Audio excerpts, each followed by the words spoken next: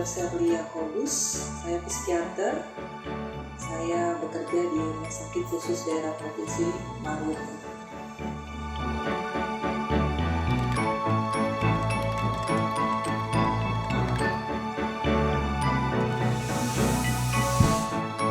Ya, informasi tentang COVID. Kita kan sudah berada di pandemi ini sekitar 4 bulan ya, kurang lebih kalau untuk di Maluku ini. Ya pasti informasi yang beredar itu akan mempengaruhi. Ya, informasi akan mempengaruhi karena tiap-tiap manusia dalam menerima informasi itu beda-beda.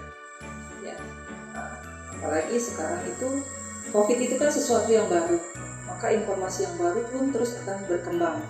Maka akan datang informasi yang tadinya A akan berubah jadi B, lalu protokol yang A bisa berubah lagi jadi B. Itu kan informasi yang istilahnya kadang membuat seseorang menangkap informasi itu menjadi bingung.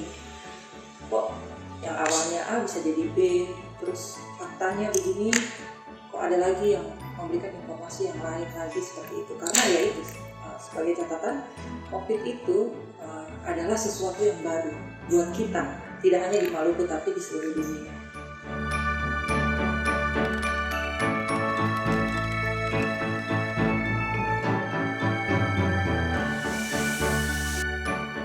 Seseorang ketika memperoleh suatu informasi dan informasi itu menjadi suatu stresor buat dia sendiri, kalau memang pada awalnya itu normal jika dia mendapatkan informasi yang baru dan membuat stresor dalam dirinya gitu, dalam kehidupannya, itu hal yang normal ya. Dalam menerima masalah atau stresor itu hal yang normal karena ada beberapa tahap sebenarnya yang akan dilewati oleh manusia itu sampai akhirnya dia menerima informasi itu. Yang pertama mungkin tahapnya adalah denial. Denial itu dalam arti ini nggak akan terjadi. Masa sih COVID itu akan begini-begini. Yang kedua itu anger. Anger itu marah karena informasinya yang membingungkan, informasinya yang serba baru semua, yang istilahnya membuat kita juga menjadi hidup yang istilahnya harus dirubah seperti itu.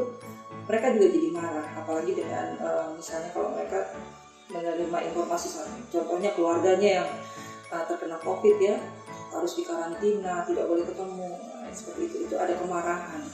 Nah, setelah kemarahan yang akan dialami oleh seseorang, prosesnya itu adalah bergening, yaitu antara menerima dan tidak menerima. Ini saya harus bagaimana nih? Apakah saya harus marah terus atau bagaimana? Ya.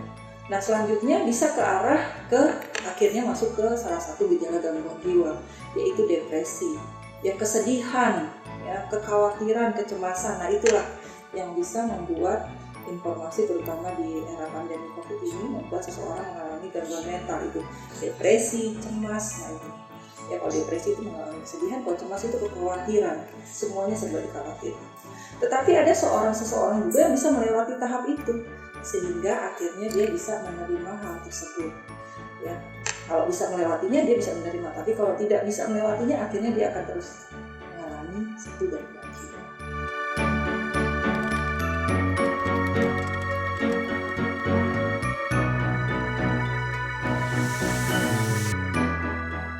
Ya, sebenarnya informasi itu sudah saya baca ya melalui media sosial, itu paling sering ya, hingga menjadikan suatu kadang status muncul ya, atau meme, orang gila aja tidak ada yang kena COVID ya kan, berarti ini kan ya mungkin saja ini konspirasi atau yang lain-lain. Sebenarnya sih orang dengan gangguan jiwa itu kita tidak boleh sebut dengan orang gila, saya mau luruskan, tapi orang dengan gangguan jiwa atau namanya ODGJ. ODGJ yang selama 4 bulan ini yang kita terima rawat di sini, ada beberapa memang yang terkonfirmasi COVID.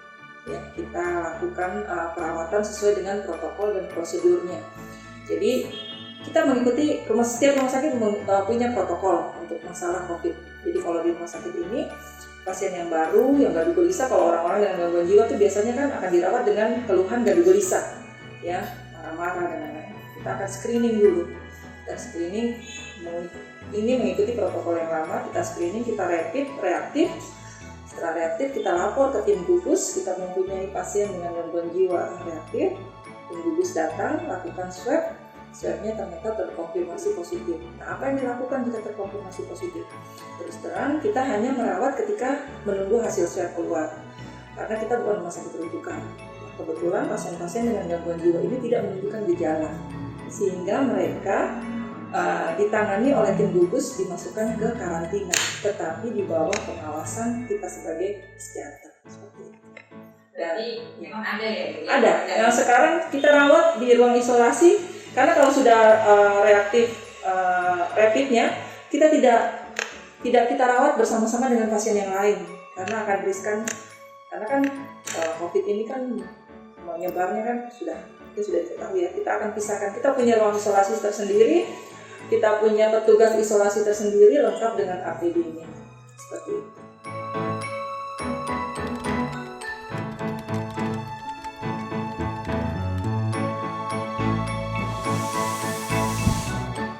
Saran saya, karena di era yang sekarang ini, di mana media sosial itu sangat memegang peranan penting dibandingkan edukasi secara oral bertatap muka, jadi saya sarankan dalam memilah dan memilih informasi itu harus jelas ya, sumbernya dari mana, datanya dari mana, terus jangan main sebarkan begitu ya, kita pilih dulu. Lalu yang kedua, kalau saya sebagai psikiater menyarankan itu penting, intensitas kita terhadap media sosial itu harus dikurangi. Kita mengurangi kedekatan kita dengan media sosial. Jadi jangan tiap, misalnya dalam satu hari ya, apalagi dengan seseorang yang punya rasa khawatir yang sangat berlebihan ya. Nah, misalnya sehari itu cukuplah dikasih 1 jam atau 2 jam kita melihat berita-berita tersebut. Tapi melihat beritanya juga dari sumber yang bisa dipertanggungjawabkan. Jadi jangan tiap kali kita lihat handphone atau lihat media sosial, sehingga kan informasi yang datang kan begitu banyak.